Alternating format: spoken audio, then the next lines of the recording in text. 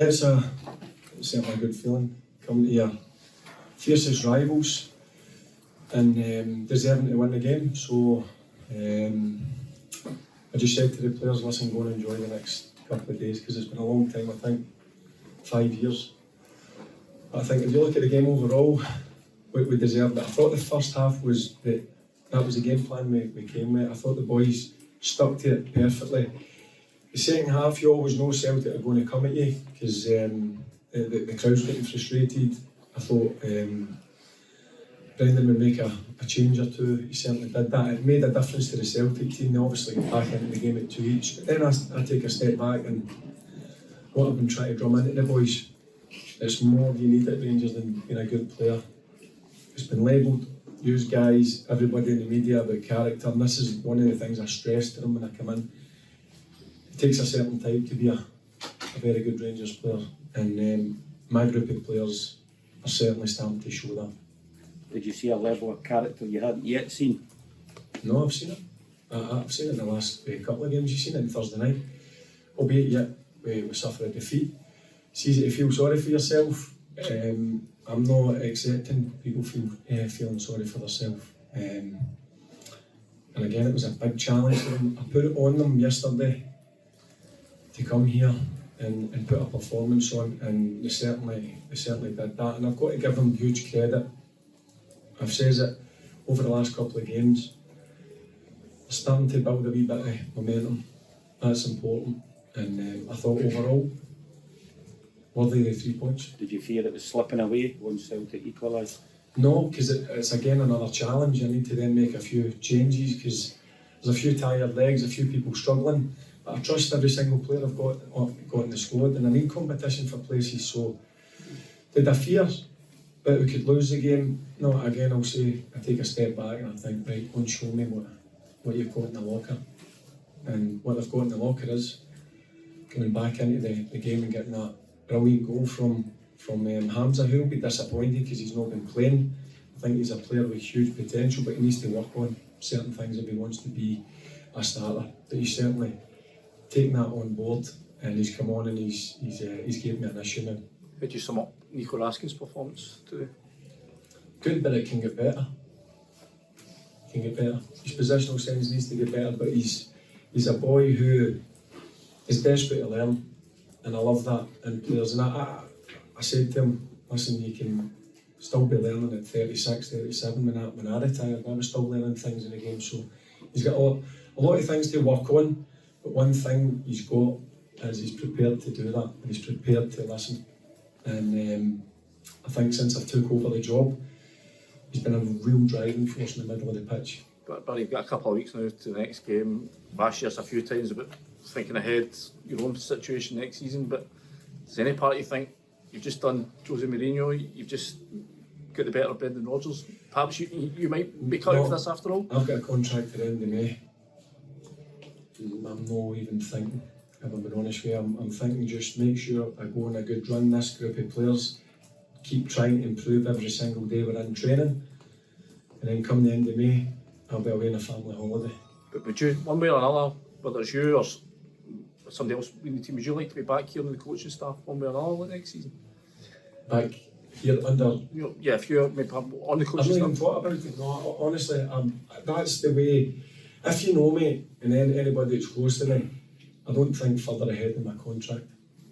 So I've got a job to do, is to come in here and sort a few issues. Slowly but surely, myself and the coaching staff and everybody who's still in at the club, we're going in the right direction, but there's still a lot of things that we can improve on as a group of players, but also within the training centre, and that's something that we're desperate to do. Barry, was the whole experience of managing the derby as you expected? Yeah, it's different because if you're on the pitch you can affect it. I don't think they can hear me at the side, because obviously it's noisy, and I think they're probably happy with that, because you can probably hear my voice. Again, I've lost it, but listen, it was a brilliant experience to come here and lead a Rangers team and stand at the touchline, and I've got to be honest with you, I'll keep it back to it, I'm proud of the way that they went about their business after 120 minutes on Thursday night, and I thought we finished the game actually stronger than Celtic.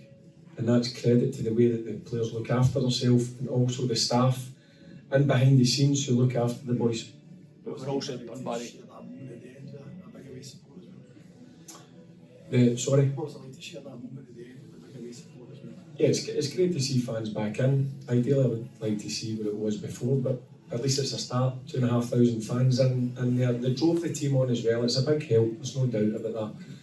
And then going over, and I say to the players, every time you win a game, make sure you celebrate it. That's what it's all about. That's why you play football. And they'll go away and they wake up tomorrow, and that's in the past now. You need to look forward to the next game in a couple of weeks. I think some of your players maybe get your substitutes get involved with some of the home fans after the goal, and did you see that? No, I was concentrating on making sure that I come up with information to see the game out. I didn't know when you on.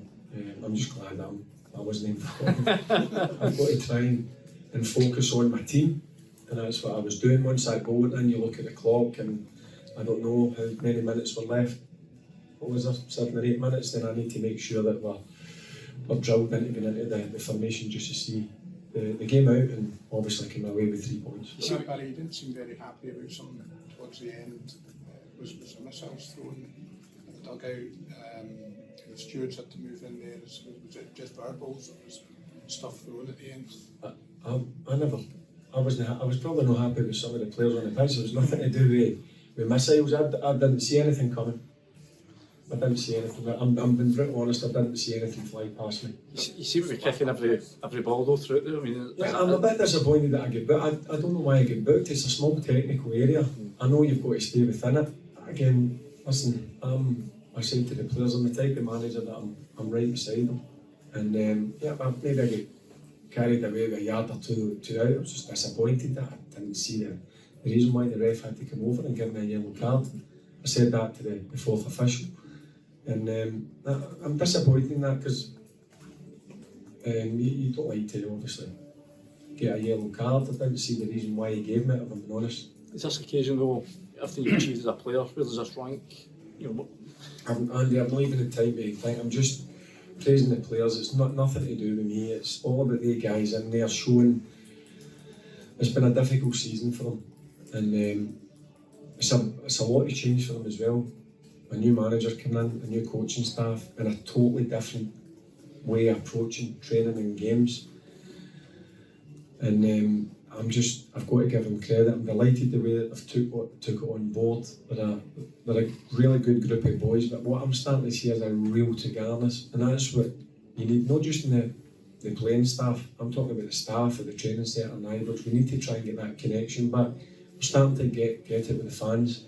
And that was one of my driving forces when I came in. I just felt that was missing, and slowly but surely we're starting to see that get back together. Barry, do you think this kind of performance and result psychologically can be important for you going forward? Yeah, well, it's always a difficult place to come and get 3 points. Look, I'm going to give them a bit of time away. There's a lot of internationals going away. I'm going to give them a bit of rest. Put my trust in them to go and spend a bit of time with the family, and then we'll come in, and we'll tackle the remaining games of the season domestically, and obviously we're into the last day of Europe, but it's got to give them confidence, certainly with the last 3 results. I'm thinking it's a long term going into next. I'm not interested long term. I know you're trying to get it out there. Honestly, I have no consideration to carrying on. I've got a contract to the end of May, and that's my only focus. That's it.